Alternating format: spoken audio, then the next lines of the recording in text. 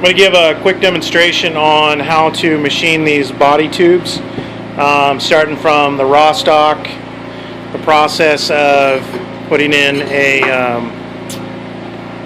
witness, and then the actual final product. So starting out with the 6061 8-inch tube, 125 wall, do a rough cut to the rough dimension. As you can see, if I kind of zoom in here, you can see it's real rough. It's just done with a chop saw, skill saw, carbide tip blade, so it's very inconsistent. So in making it parallel to both surfaces, there's a bit of a process you have to go through, and that will be done over here on the lathe and the pie jaws. So I'll just quickly run you through this process. This is where I need a little extra hand over here. Let's see, you can keep this focused right in this area. What you'll do is you'll set this in, you'll cut yourself a pocket that's deep enough to absorb any out of round that you acquire. Loosen up your pie jaws, set this in here, and just give us kind of semi-snug grab to that.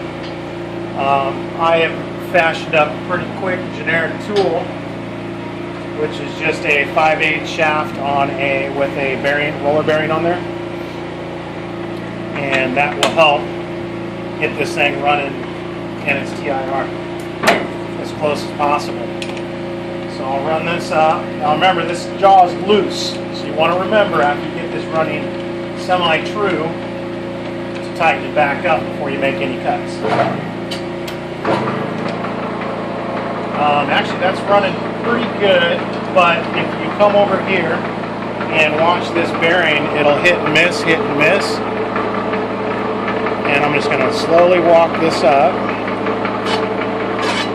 See, that's the out of round. That's it walking around the chuck.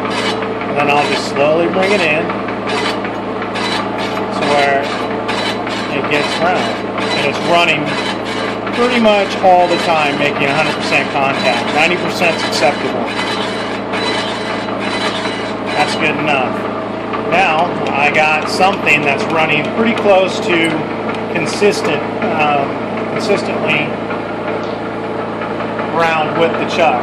At this point, what I'll do is swap out tools, put in a tool that will cut this face.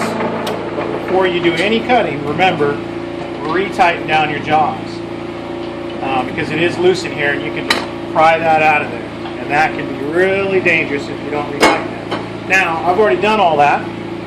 So with this in here, just like the other one was, I went ahead and cut this out parallel, the face and the edge and the inside, so I have a right angle right here.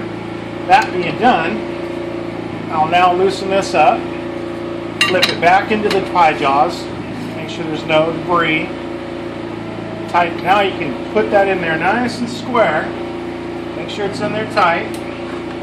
Come along and just give a nice little snug on all three of them so you don't stretch out your jaw or your chuck and you get a sloppy jaw.